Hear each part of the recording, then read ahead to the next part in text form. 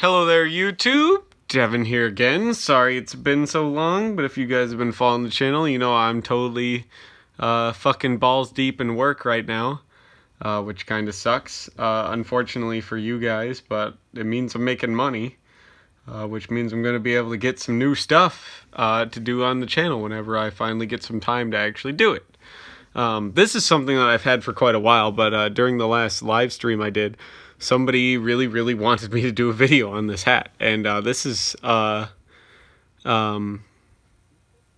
is known as in Russian terms as the Panama hat or Panamenka or M38 Panama hat, and this is basically the Soviet equivalent of a boonie hat or a tropical hat. It's made out of a heavy canvas twill, and it was basically just designed to keep people from becoming a heat or sun casualty. It breathes really well. It has tons of eyelets in it, as you can see, for good ventilation. It has a chin strap that was hardly ever used. Now, the earliest ones would have had leather chin straps, and they would have had metal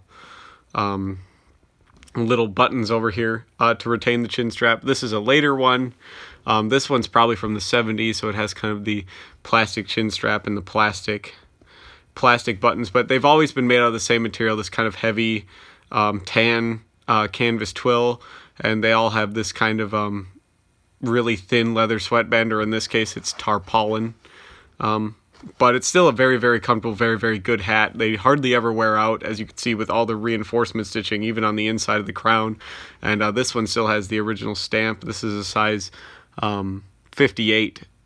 Very good hat. Probably one of my favorite summer hats. I remember going golfing in this hat, and it's just, it's a really hard hat to beat. But these have been around since actually pre-World War II.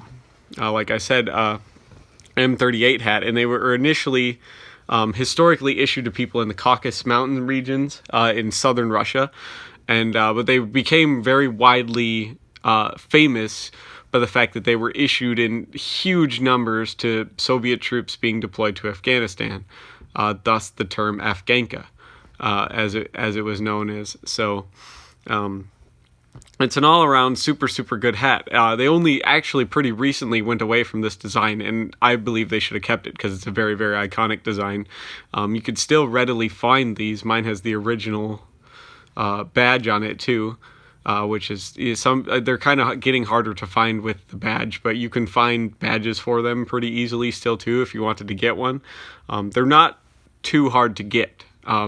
They're around still, but they were replaced by what you would imagine a boonie hat to look like, a kind of more flat top, boxier style type of hat, very recently, and it's still called the same thing. It's still called the Afghanka or the Panama hat, as it would be known by most people. Still a super good hat. I recommend you guys get one just as a cool piece of history. I wear this around kind of a lot in the summer. I get a lot of props on it, actually, which is surprising because it has the hammer and sickle on it. But that's kind of cool for anybody that's kind of a history nut. They really like that stuff. And it's just a very comfortable hat. You're going to be hard-pressed to find a more comfortable hat to wear around in the summer than this one. And there's nothing to go wrong on them, ever, which is even better. So hopefully you guys like this video and you subscribe if you like this sort of thing. I'm going to churn out another video real quick after this just for you guys, because I believe you guys need to see some more content. I haven't posted anything in almost 3 weeks, and I got the time for it today before I go off to bed here.